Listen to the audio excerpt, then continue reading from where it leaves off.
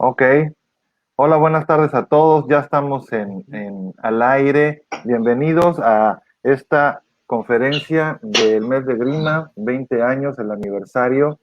Y ahora tenemos a un joven investigador.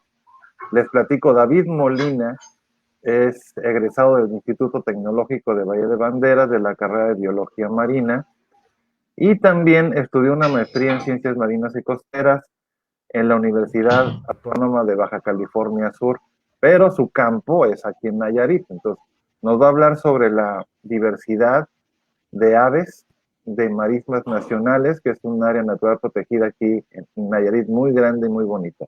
Entonces, bienvenido David, gracias por participar y adelante. Gracias. Pues buenas tardes. El día de hoy les voy a hablar sobre lo que es la diversidad de aves en marismas nacionales. Y bueno, lo primero es de que pues Marismas Nacionales es un sistema de humedales ubicado en la parte del noroeste del estado de Nayarit y sureste de Sinaloa. Tiene más o menos una extensión de 350,000 hectáreas, dependiendo de la entidad o de la institución que determina el tamaño del humedal. Y está básicamente alimentado por 4 ríos, que son el río San Pedro, el río Baluarte, el río Caponeta y el río Santiago.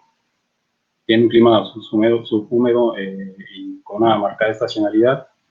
Un periodo lluvioso muy, digamos, fuerte entre lo que es junio a octubre, y a partir de octubre bajan las lluvias, con una época de secas muy delimitada entre lo que viene siendo marzo, abril y mayo. La vegetación en marismas nacionales es básicamente manglar, entre 70,000 y 85,000 hectáreas, dependiendo de la estimación y también el periodo del año, de la técnica que se use. Y bueno, hay otras coberturas vegetales dentro del ecosistema, que pueden ser arces de selva baja, de selva mediana, bosque espinoso y algunos agrosistemas. Lo interesante de la región de marismas, o lo complicado, es que está sujeta a una presión, digamos, humana muy fuerte, porque hay hasta poco más de 250,000 habitantes en la zona.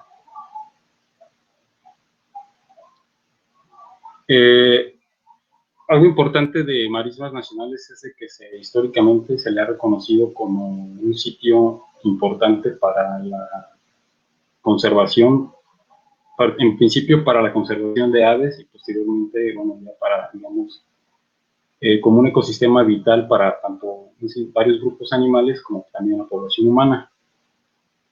En el año 1992, derivado de unos vuelos aéreos realizados y censos también a inicios de los años 90, se pudo estimar que el sitio de marismas albergaba hasta más de 100,000 aves playeras invernantes, al menos durante algún periodo de invernación, así a mitad del invierno, ¿no? Esto lo calificaba como un sitio de importancia internacional para la conservación de las aves playeras, y por lo tanto se le otorgó ese reconocimiento en el año de 1992. Posteriormente, por su importancia no solamente para las aves, sino también para las comunidades locales, la Convención de Ramsar lo reconoce como un sitio Ramsar en el año de 95. Se le da también un reconocimiento por ser una área de importancia para la conservación de las aves, no solamente en el ecosistema, digamos, de manglar, sino también en ecosistemas terrestres, particularmente la llanura costera del Pacífico en Nayarit es la que está dentro de esta área de importancia, y pues esto se le dio en el año 98 y posteriormente en un libro que se publica. La CONABIO también la reconoce como una región prioritaria, tanto hidrológica como marina y terrestre. Y pues más recientemente, ya hace aproximadamente unos 10 años, la Comisión Nacional de Áreas Naturales Protegidas, bueno, se decreta a nivel federal a marismas nacionales como una reserva de la biosfera, aunque es importante notar que el área decretada como área natural protegida, la redundancia, es mucho menor a la que se considera como importante para la conservación por otros organismos.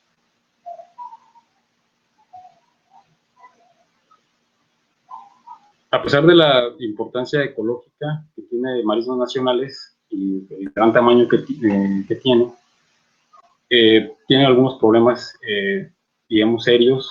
Uno puede ser, o se ha mencionado, que fue la apertura del canal de Cuautla, que derivó en una pérdida de manglar de aproximadamente un 11%. Este canal fue aperturado hace casi 50 años, poco menos. Se han dado alteraciones, hay contaminación y de los cuerpos de agua, hay una, digamos, reducción en la vegetación también de marisma por la salinización de los sustratos. Algunas zonas se han visto invadidas por vegetación exótica. Hay dos especies, bueno, particularmente está lo que es el lirio acuático y lo que es la llamada tripa de sopilote, que son David, dos especies. Ajá. David, disculpa, ¿puedes hacer la presentación en grande? Sí. Que la tienes en el modo... A ver, eso es, muchas gracias. Adelante. Muy bien, sí. Además hay especies introducidas, tanto fauna, bueno, la flora que les comentaba y la fauna como, digamos, ganado, ¿no? La práctica de ganado también hay buenas prácticas de ganado, hay cacería y captura ilegal de vida silvestre y también hay a veces, bueno, en algunas zonas un manejo deficiente de los residuos, además de una expansión constante de la frontera acuícola en la región. Entonces, estos son problemas muy serios, constantemente, digamos, afectan la biodiversidad de la zona. Sin embargo, de año con año hay cierta resiliencia por parte de marismas y todavía se siguen dando procesos ecológicos en la región. Esta es una imagen del canal de Cuautla en el año del 84. Tenían una apertura de no más de 200 metros y ya para el 2016 se había, digamos, hecho 10 veces mayor. Esto, como les comentaba, ha derivado en que pues, parte de la cobertura de manglar se haya venido perdiendo por la salinización. Como lo había mencionado, pues la importancia de los marismas, pues no solamente para la biodiversidad, sino también para la población, implicaba una política de manejo y pues se le dio el decreto de reserva de la biosfera, que es un área natural protegida que permite ciertas actividades humanas, tiene cierta zonificación y eso para el lugar y digamos la importancia ecológica y digamos también social es algo adecuado. Pero el área que se decreta como ANP, que es aproximadamente 134.000 hectáreas, es menor a lo que, digamos, cubriría el ecosistema como tal de marismas nacionales. Por ejemplo, parte de lo que es el delta del río Santiago está fuera de este ecosistema. Bueno, empezando ya ahora sí con la cuestión de la diversidad de aves, y tomando como, digamos, como dos puntos de referencia el área de importancia para la conservación de las aves marinas nacionales y el ANP, Marino Nacional de la Reserva de la Biosfera, vemos pues que el área es notablemente distinta, mucho mayor el AICA, la riqueza también es mayor, 396 especies de aves se han determinado para marismas nacionales como AICA y 316 en la ANP. 37 familias de aves en cada lugar, digamos la proporción de endemismos para la zona de marismas en el AICA es de 31 especies, para la zona de ANP son 18, y en cuanto a las especies protegidas va de 58, todo lo que comprende el AICA, hasta 43 especies en las que está el ANP. Bueno, uno de los grupos, digamos, más importantes en marismas nacionales que llegan a invernar cada año y que no solamente llegan a invernar, sino que también están especies residentes, son los patos de la familia Anatidae y otras especies son los Podicipedidae, de los amblidores de la familia Podicipedidae. Entre los patos podemos mencionar alrededor de 22 a 26 especies, dependiendo de la consideración de si es el AICA o la ANP. Y básicamente, pues no voy a comentar todas las especies de patos, pero mencionar que hay dos especies, como son el pato cucharón norteño, que es la especie que se llama parte superior, de cabeza verde, y el pato tepalcate, de pico azul. Estas dos especies llegan en grandes cantidades a marismas nacionales, invernan, digamos, entre unos 9.000 a 15.000 en el caso del cucharón y entre 3.000 a 6.000 en el tepalcate, puede ser que incluso más, porque estos conteos son parciales de zonas del ecosistema, no se ha hecho un conteo, digamos, exhaustivo. Y el caso del pato pichichín es otra especie que sale abajo, que es residente, esta especie no es migratoria, y se han podido estimar más o menos por una población entre 10.000 hasta 20.000 individuos en la región. La cantidad de patos invernantes en la zona o migratorios va más o menos por el estimado de entre 70.000 y 80.000 aves cada invierno. Estas dos especies son zambullidores, aparentemente semejan patos, pero pertenecen a la familia Podicipedidae, es una familia con pocas especies en México. Y aquí muestro dos, una que es el Tachybaptus dominicus, que es el zambullidor menor, una especie residente que anida en marismas nacionales y que además está incluida en la norma bajo protección especial. El caso de Podicet nigricolis, que es el zambullidor de orejón, es una especie migratoria que llega en bajos números a marismas, pero que de alguna manera forma parte, digamos, del ecosistema. Hay la mayor cantidad, digamos, de esta especie está más hacia el norte de México, hacia el noroeste, porque son las partes más norteñas, y aquí llegan pequeños, digamos, grupos de individuos invernantes.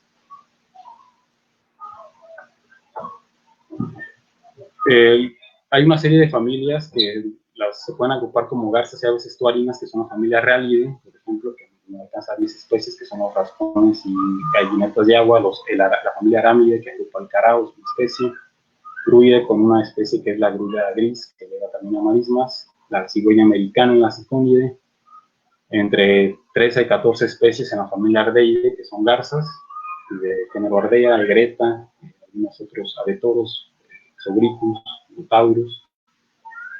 La familia Tresciornitidae, que agrupa lo que son los íbices y las espátulas, son dos especies de ibis, una especie de espátula rosada, la Aningidae, que es una especie aninga, y Phalacrocoracidae, que son las especies de cormoranes.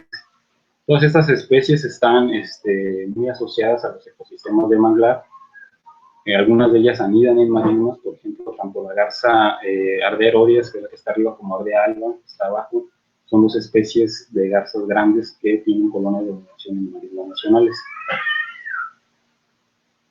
Varias especies de esta familia Ardeidae anidan aquí en marismas, como son también la garcita verde, la garza nivea, la garza del color, la garceta azul, la garza cucharón.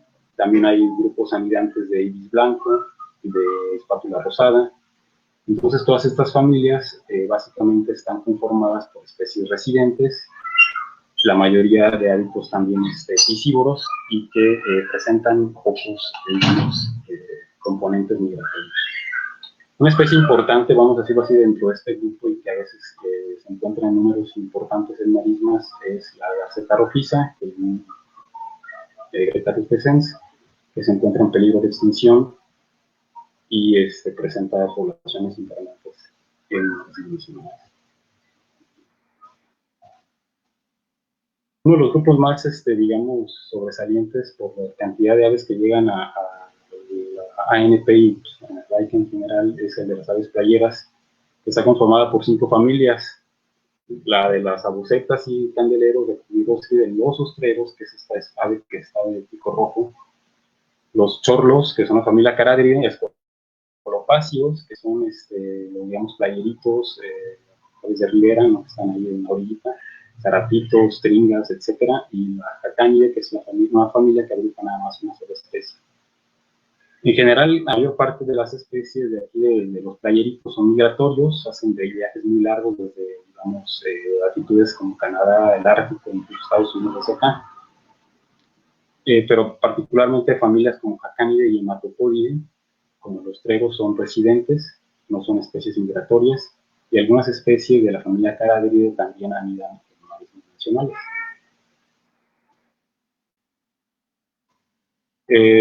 El grupo de las aves costeras está conformado por varias familias, son 8 familias: Laridae, Lycopidae, Gavidae, Pelecanidae, Phaetontidae, Hydrobatidae, Fregatidae y Sunidae.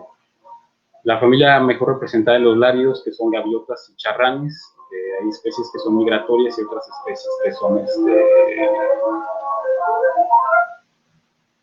que son residentes. Y en el caso de las aves, otro grupo importante y bien representado en marismas son las aves rapaces, conformadas por 6 especies. Algunas son familias diurnas, como lo de Catártide, Pandionidae, Cipítride y Falcónide, y otras de especies de rapaces nocturnas, como Tritonide y Estrígide. La familia Accipítride es la más rica, más diversa, digamos, alrededor de 18 especies, y está conformada por algunas especies migratorias y residentes.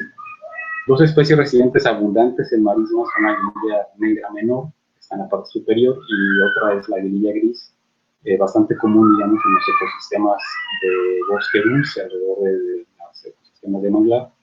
Y el caso de la aguililla de Swainson, que es la que está en la parte derecha, es una ave migratoria que no se había determinado la presencia de la especie en marismas, pero ahora se ha podido establecer que es una especie que inverna en marismas nacionales. Bueno, como les comentaba, Marismas tiene varios decretos y le dan sobre la importancia que tiene, particularmente por la presencia de especies migratorias.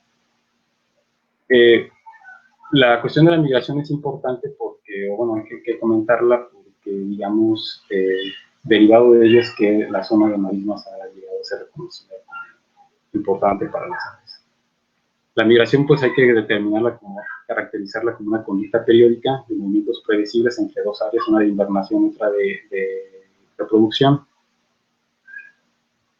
Cada año miles de individuos, millones de individuos migran entre estas áreas. Se ha determinado pues cierta filopatría. Eso quiere decir que los individuos que se reproducen en un sitio o poblaciones tienden a invernar en el mismo lugar o en la misma zona geográfica. Y es un proceso o una conducta que ha estado bajo selección natural y que pues representa, es una conducta benéfica para las especies el realizar la migración.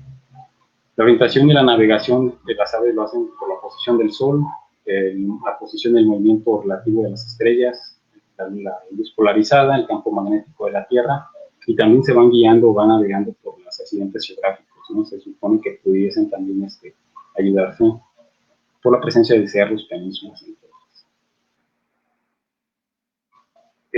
Por esto mismo de la migración se han, caracterizado corredores migratorios, que son, formas un tanto amplias de determinar áreas importantes para el paso migratorio de especies, y por ejemplo en el mundo se cuentan algunos sitios importantes para el paso migratorio de rapaces, como aquí en México tenemos el río de Rapaces en la parte de Veracruz, pero también las aves playeras, particularmente en el Pacífico de México, en el noroeste de México, es importante para la migración de unas especies, en este caso de las especies. El fenómeno de la migración, entonces, trae consigo el concepto de conectividad migratoria, que es precisamente qué tanto una población reproductiva está, ligada a un sitio de invernación de manera, constante o fija. Hay algunas poblaciones cuya conectividad es más débil o baja. En este sentido, una población reproductiva, sus individuos pueden invernar en varios sitios, no necesariamente en el mismo, o no tienen esta filopatria o tendencia a invernar en el mismo lugar. La conectividad es importante establecerla porque permite desarrollar políticas de manejo y de conservación con un enfoque poblacional. Y en el caso de los sitios que, son importantes para las aves, hay algunos sitios que se les llama sitios de estancias, donde las aves permanecen un buen tiempo, más de 2 semanas, y, consumen gran cantidad de alimento en estos lugares para recargar energías y realizar otro vuelo largo. Y hay otros sitios que son los de parada, que hacen otro tipo de estrategia migratoria de ciertas aves, que son sitios más continuos, son paradas más continuas, y a veces las aves los utilizan nada más como zonas de descanso. Dentro del aspecto de la migración, aparte de la conectividad, y importante en relación con ella, pues hay otro fenómeno que es la migración que le llamamos salto de rana, en donde pues los sitios más norteños están conectados con sitios más sureños, y los sitios, digamos, de reproducción más al sur, digamos, están más relacionados a las poblaciones. Estas poblaciones reproducidas hacia el sur están más conectadas con sitios, digamos, latitudinalmente más hacia el norte. Entonces, en Marismas Nacionales, nosotros, como parte de los trabajos que han hecho varias instituciones, desde el 2009 a la fecha, entre noviembre y mayo, se realizan conteos directos de aves invernantes o migratorias o estimaciones en grupos grandes, ¿no? Cuando hay grupos muy grandes se realizan estimaciones. Y este son los serie de sitios que se han venido visitando en el ecosistema de marismas para poder determinar la diversidad y la, digamos, abundancia de diversas especies. Los conteos los hacemos tanto, digamos, caminando como en panga, y pues tienen duraciones desde temprano hasta el mediodía. Derivado de estos trabajos, o de estos, digamos, visitas, se han publicado, se han dado a conocer algunos resultados. Por ejemplo, un trabajo publicado en el año 2010 determinó una riqueza de 35 especies y un registro acumulado de 198.000 aves playeras en el periodo de invierno de 2009 a 2010, y posteriormente Mendoza y colaboradores en 2019 publican un trabajo en donde hablan de 29 especies de aves playeras y 136.000 registros, al menos 136.000 individuos invernantes en islas. Un conteo otoñal que se tuvo en el 2018 se tuvo una riqueza de 20 especies y 18.000 aves playeras en ese periodo de noviembre del 2018. Como se puede demostrar un poco en la gráfica, Marismas Nacionales es un sitio de invernación. Quiere decir que la mayor abundancia de aves playeras ocurre entre los meses de diciembre a enero. Noviembre, diciembre, enero, con una probable llegada de componente migratorio en noviembre, que probablemente pasa hacia el sur, pero es un sitio básicamente de invernación y que poco es usado durante la etapa de migración al norte. Ya en los meses de marzo o abril, cuando las aves de latitudes sureñas pasan hacia el norte, usan poco marismas nacionales. En esos trabajos también como se puede observar, se ha demostrado que las especies más abundantes vienen siendo Canis mauri y República Americana, que son la roseta americana y el playero occidental. Y durante todo el periodo invernal son más numerosas, por encima de otras especies, también importantes, por ejemplo, los costureros. Estos trabajos o estos estudios han permitido definir que hay dos humedales relativamente grandes dentro de la propia, digamos, sistema del complejo de humedales de marismas, que son el denominado Chumbeño, que es una laguna costera de casi 4.000 hectáreas, y la laguna de las Garzas, que también más o menos tiene el mismo tamaño, unas 3.500 hectáreas, y ambos sitios albergan la mayor población de aves invernantes, aves playeras invernantes en marismas nacionales. Uno de los trabajos interesantes también es el registro de Calidris canutus en la laguna de las Garzas, como digamos que no se tenía el conocimiento de la población, de una población invernante en marismas. Digamos, previo al 2010 o al 2009 no se tenían registros fidedignos sobre la presencia de esta especie, que estaba, digamos, o está considerada en peligro crítico de extinción. Entonces, el descubrimiento de algunos grupos invernantes en el 2010 pues trajo consigo pues, la atención hacia tratar de saber qué hacían estos individuos en la región de marismas, particularmente en la laguna de las Garzas. Se hicieron algunos trabajos, algunas visitas y censos, y esto permitió definir que la mayor parte de los individuos, o los individuos aquí de la población que llegaba a invernar a marismas, lo usaban más como un sitio de descanso que de alimentación, y probablemente en una estancia un poco corta. No se tienen más, digamos, trabajos al respecto o marcajes en la zona, pero al menos se ha podido definir que Marismas Nacionales forma parte del corredor migratorio de Calidris canutus en el Pacífico mexicano, cosa que hasta hace unos años no se tenía en consideración. Bueno, en el caso de la boceta americana es otra especie que también se ha venido estudiando en los últimos años, particularmente porque Marismas Nacionales representa tal vez uno de los sitios de mayor importancia invernal para esta especie en el Pacífico de México, y albergando tal vez casi unos 39,000 individuos durante el invierno. La primera año, digamos, periodo invernal en donde se determinó que Marismas Nacionales era importante para bocetas fue en el 94 con conteos o censos aéreos que se hicieron, donde más o menos estimaron unos 25,000 individuos en Marismas Nacionales de Nayarit. Posteriormente, los conteos invernales en el 2010, en el 2011, en otras etapas, digamos, en otros inviernos han elevado un poco la cantidad de, el estimado de bocetas invernantes a más o menos entre 30,000 a 40,000 individuos. Como se había mostrado en la gráfica anterior y en esta misma, pues básicamente la zona es utilizada para invernar, no es utilizada como zona de migración hacia el norte, y podría decirse que la zona de marinas son los últimos puntos de importancia para la estancia invernal de esta especie en el Pacífico de México. Dentro del ecosistema de marismas, la laguna del Chumbeño, que es el humedal más interno de marismas, es el más importante para la boceta, llegando a albergar más o menos 25,000 individuos durante el periodo de invierno.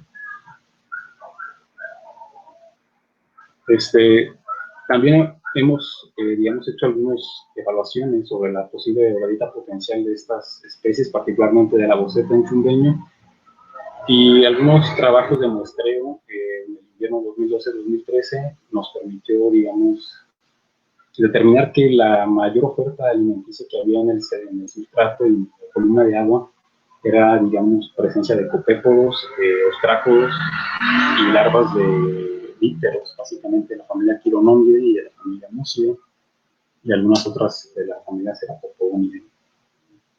Todo esto se le llama, es una fauna que se estaba recambiando constantemente. Durante todo el muestreo nos pudimos determinar, digamos, que ocurriese una caída en la abundancia de invertebrados. Por lo tanto, se determinó que existe un recambio constante, y por lo tanto la oferta de alimentos es constante para las aves playeras, y es probable que esto pues, esté influyendo de manera muy fuerte en la selección de estos sitios por los grupos invernantes.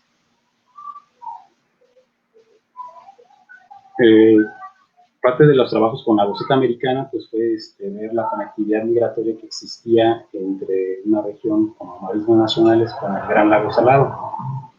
Esto pues, se hizo a través de algunos proyectos de poner radiotransmisores, y por ejemplo el 5 de junio de 2014 se anilló a este individuo y se le puso un radiotransmisor que es Simba, que es un macho de la boceta americana, quien hizo un viaje en el invierno del 2014 al 2015 a Marismas Nacionales, pero no se le pudo observar directamente.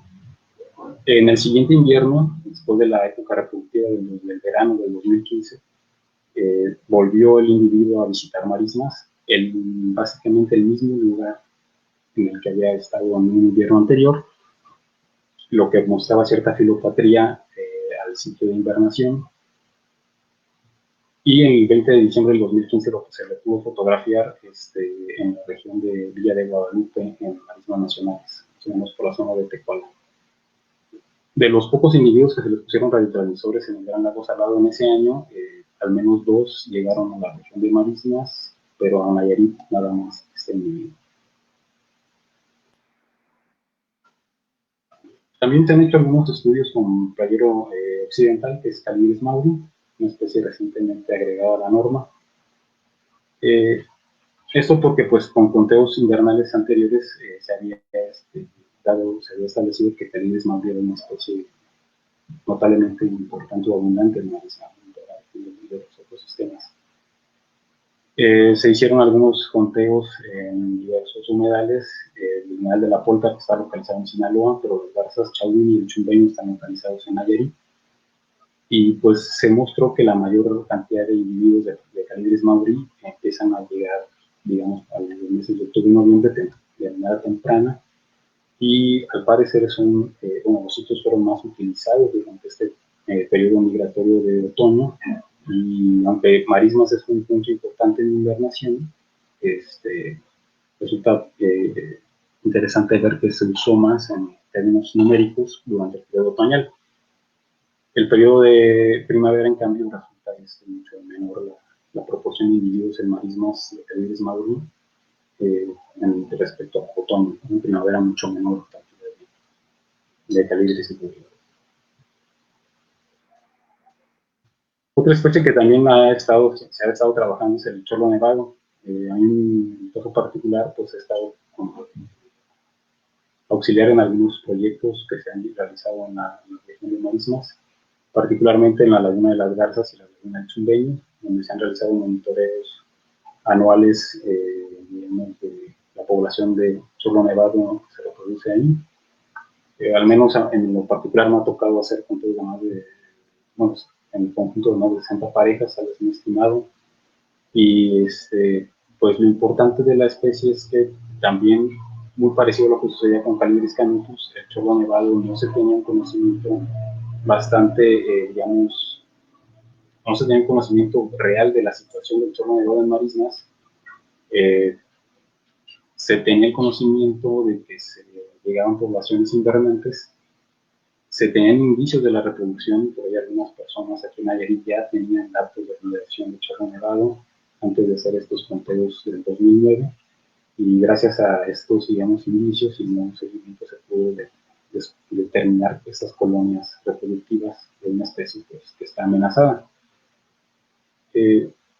Ha permitido esto hacer algunos trabajos de anillamiento y de seguimiento, y pues buscar, digamos, algunos trabajos de conservación y manejo, particularmente para el personal de la Reserva de la Biosfera, el tener conocimiento de qué humedales y qué sitios son importantes para esta especie. El trabajo de campo nos ha permitido también, digamos, registrar la migración de varias especies de aves playeras. Algunas, obviamente, muchas de ellas no se habían registrado, pero algunas que se creía de alguna manera solamente migratorias, pero que tienen poblaciones residentes. Por ejemplo, está el caso del ostrero, que es una especie residente, está en peligro de extinción y anida en algunos humedales y playas de marismas nacionales. El chorlo de Wilson, Caragus wilsoni, también es una especie de la norma, en el carácter de amenazada, y también tiene poblaciones anidantes, grupos anidantes en marismas. El chorlo del tildío, Caragus vesiferus, es otra especie que anida en la región. Tiene poblaciones tanto residentes como migratorias, igual que el chorlo Caragus nivosus, que también se encuentra amenazado. La monjita o Montopus mexicanus, otra especie que también anida en algunos humedales de marismas, y el charrancito, que es Sternum antilarum, que también está en la norma mexicana como protección especial, y también presenta poblaciones, digamos, reproductivas en la región de marismas nacionales. Digamos, conocimiento de campo no se tenía antes de, digamos, del 2009-2010, y los trabajos que se han realizado pues, han permitido caracterizar qué sitios son importantes para cada especie, también determinar el periodo de anidación de ellas. Algunos estudiantes e investigadores han trabajado también en temas de amenazas y de éxito reproductivo, cuidado parental, entre otras, y eso pues, es algo sumamente importante para, digamos, el manejo de la región y de la conservación de las aves. Bueno, aparte de las aves playeras, que son todos estos trabajos que se había comentado y que han permitido pues, considerar a la zona como importante para aves playeras en términos no solamente de invernación, sino también reproductivos, se hicieron algunos estudios, bueno, más bien un monitoreo, un censo sobre un conteo sobre las aves rapaces en marisma nacional. La zona pues presenta una riqueza muy alta de 22 especies de aves rapaces, comparable a otras regiones del sur o sureste mexicano. Muchas de estas especies son migratorias, algunas otras son residentes. Caso interesante es la presencia del gavilán caracolero, Rosalus sociabilis, que también es, digamos, de reciente llegada y presenta números interesantes durante el periodo, digamos, no reproductivo en la mismas.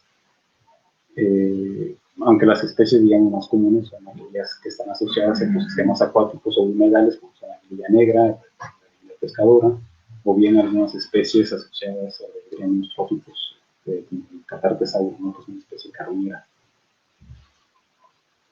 Sin embargo, pues este estudio permitió definir que la región era importante para una cantidad de especies de rapaces que no se tenían en consideración. Pues bueno, quiero agradecer a todos, y estas son, digamos, algunas de las instituciones que han colaborado o han estado trabajando en todos estos proyectos de conservación, de monitoreo y de, digamos, de investigación de algunos grupos de aves, personal de la reserva, la Universidad Autónoma de Baja California Sur, la Natura Noroeste, también la Península y la Universidad Silvestre. Pues gracias.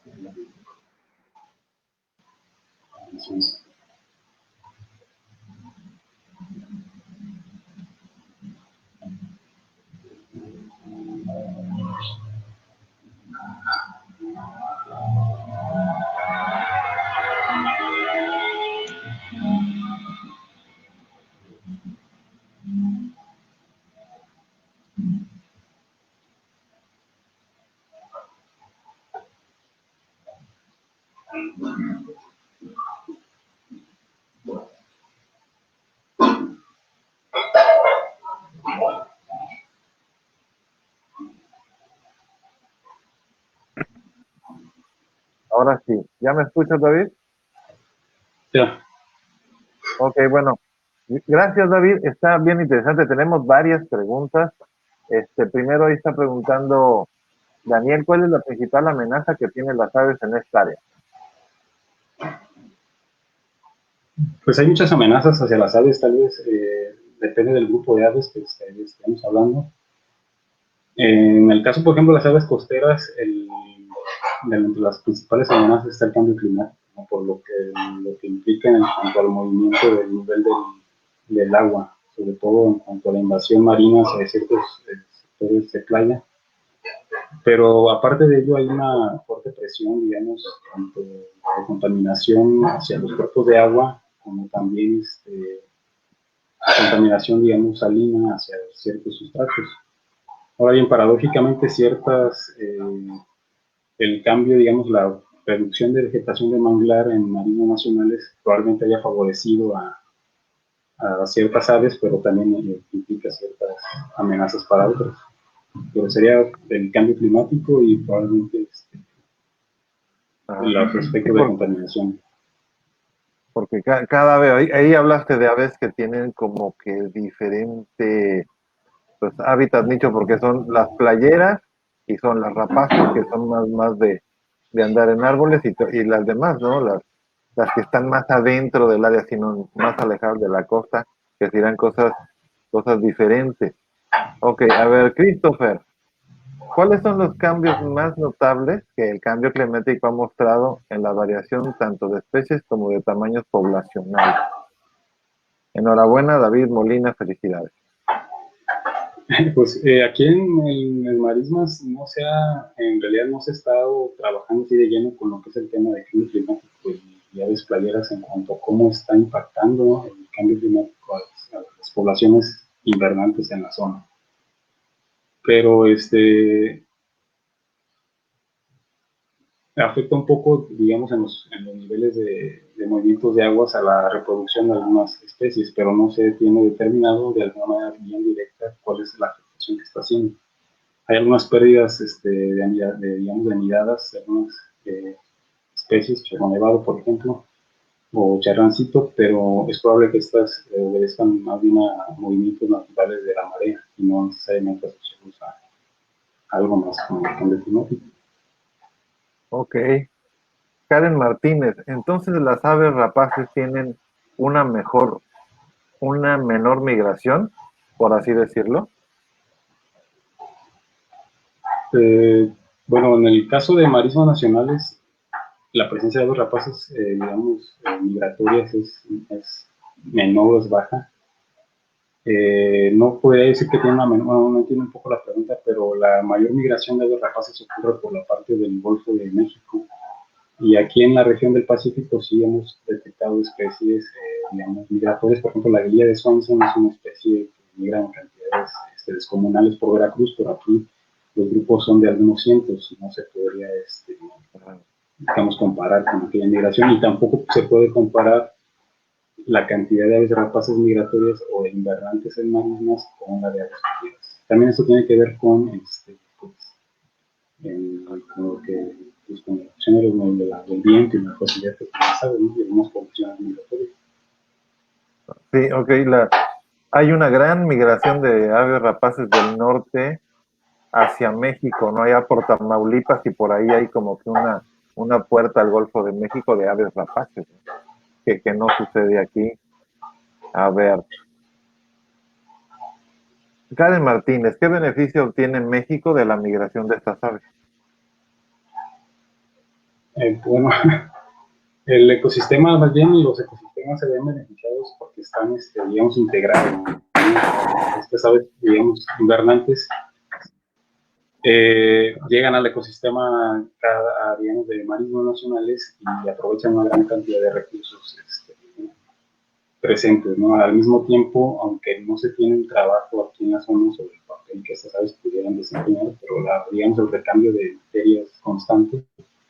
Entonces, el beneficio más bien estriba en que mantienen una continuidad dentro de los procesos ecológicos, los sitios a los que llegan, siendo fuente también de alimentación para especies residentes que de alguna manera aprovechan las migratorias. Ok, bueno, mira, Adi Stula Nevoxi.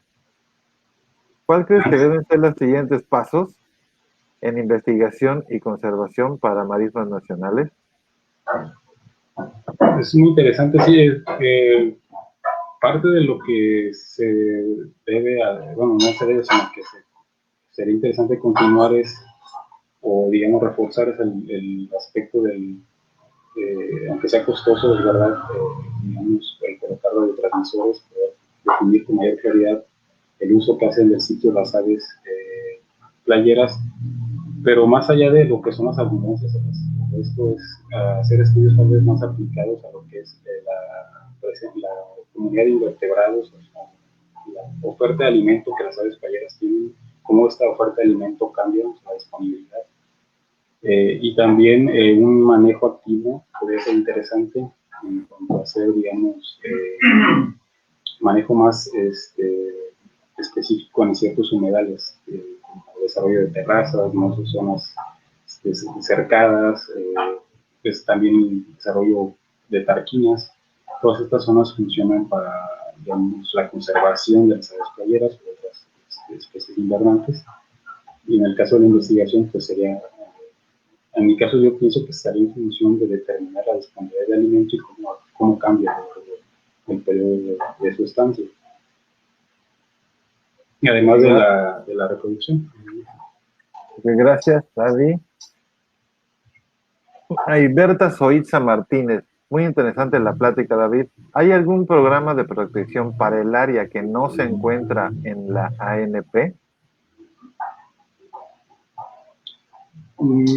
Pues más bien hay programas de conservación, digamos, actividades que pueden ser, digamos, que tienen incentivos que en marismas nacionales no se han realizado y llevado a cabo. No estoy seguro así de la pregunta, pero me viene a la mente, no sé, el programa de soluciones costeras que se está llevando a cabo con la Universidad de Cornell, que hacen un trabajo muy interesante en cuanto a la conservación y el manejo activo de los sitios para las aves playeras. Y ellos lo que hacen, pues, es de alguna manera estar manejando el ecosistema para que las aves playeras y las poblaciones se mantengan. Ese programa, en el caso de Nayarit, no se ha hecho la gestión para que se realicen en Muy bien. Y Yari pregunta, ¿podrías por favor o pide darnos una recomendación para no interferir con las aves playeras? ¿Qué no hay que hacer?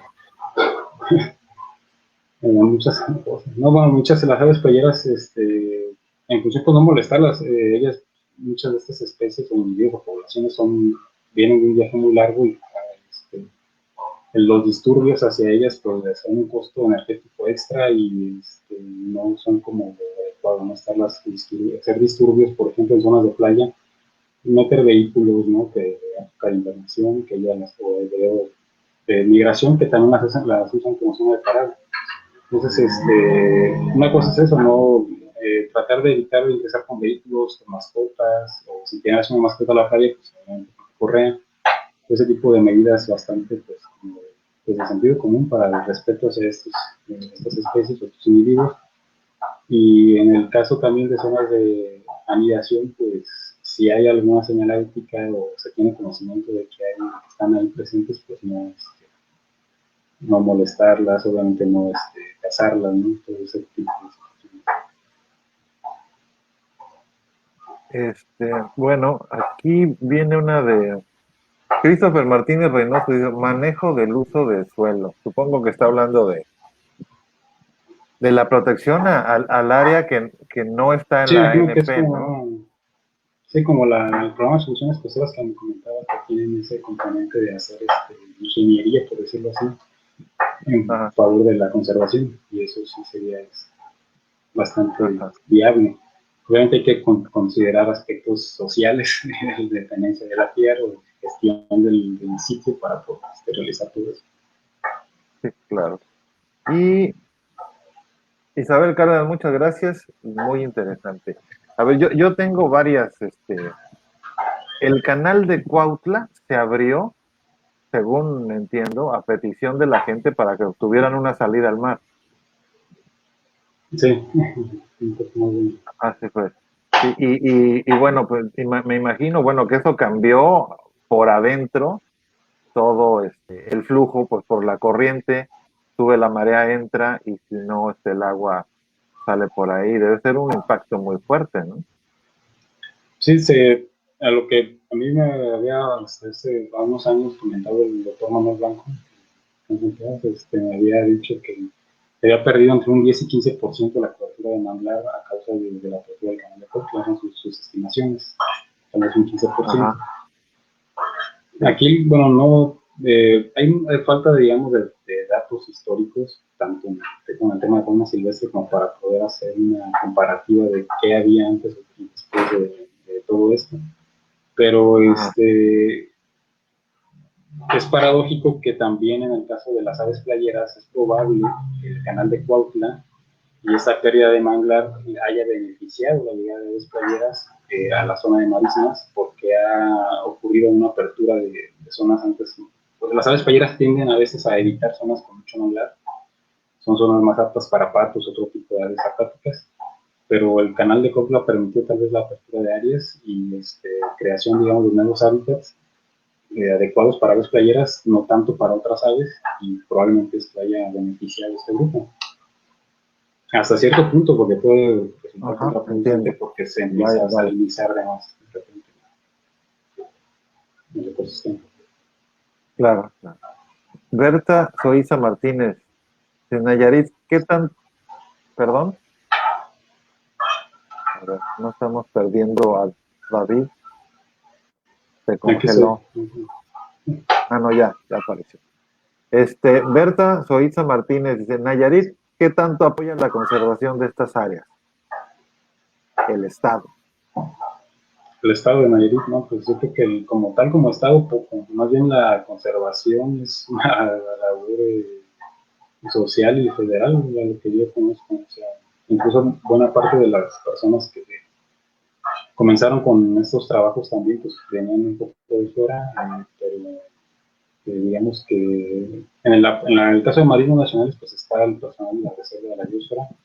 Ellos tienen grupos comunitarios de personas que ayudan bastante a la conservación, hacen monitoreo comunitario de varios recursos y dentro de lo que ellos poco o mucho sí tratan de hacer conservación, pero en realidad la conservación es mucho menor de lo que se quisiera, ¿no? O sea, se esperaría, sobre todo por la importancia ecológica de países. Hay zonas que constantemente son golpeadas, la conservación, perdón, contaminación. Entonces, es un apoyo, sí, pero se requeriría más Estamos apoyo, ¿no? perdiendo señal, creo. Bueno, vamos a recuperar a David.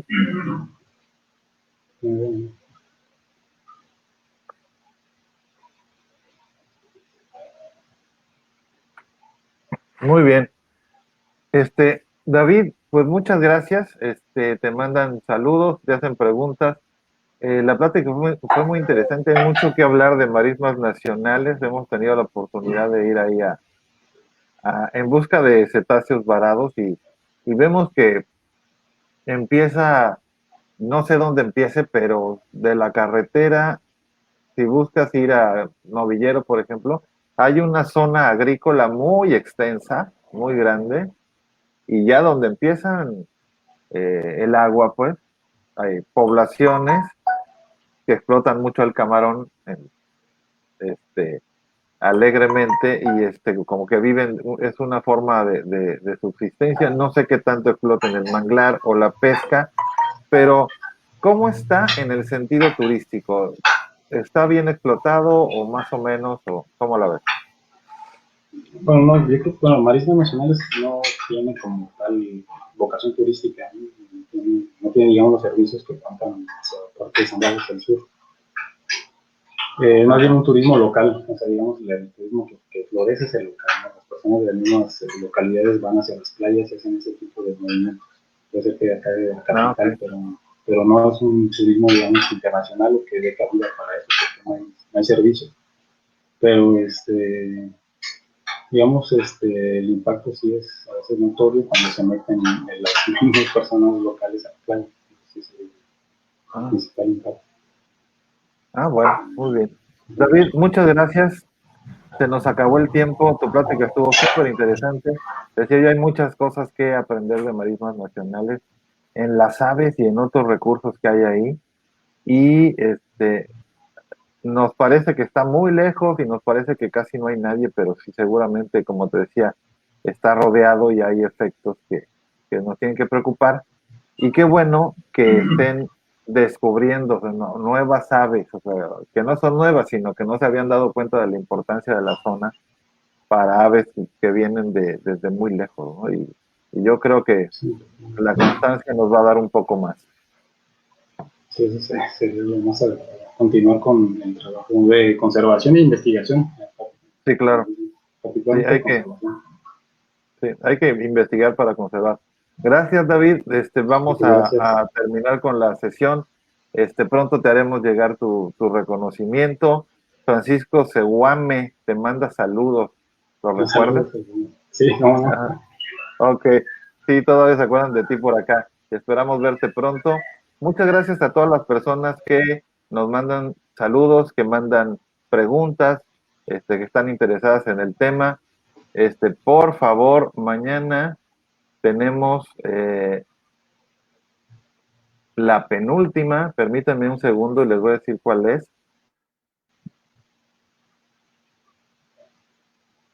La penúltima de las presentaciones de este mes en el que estamos haciendo divulgación. Varamientos del norte de Quintana Roo, y va a ser impartida por Rafael de la Parra. Entonces, y va a ser mañana a las 6 de la tarde. Los esperamos que estén por aquí con nosotros, que nos acompañen. Mientras tanto, de nuevo, muchas gracias. Gracias a Daniel por estar en el apoyo técnico y gracias a David, al maestro en ciencias David Molina. Ojalá siga trabajando mucho en esa área, que es algo que debemos de conservar. Mientras tanto, hasta la vista y recuerda, mantén el mundo vivo. Adiós.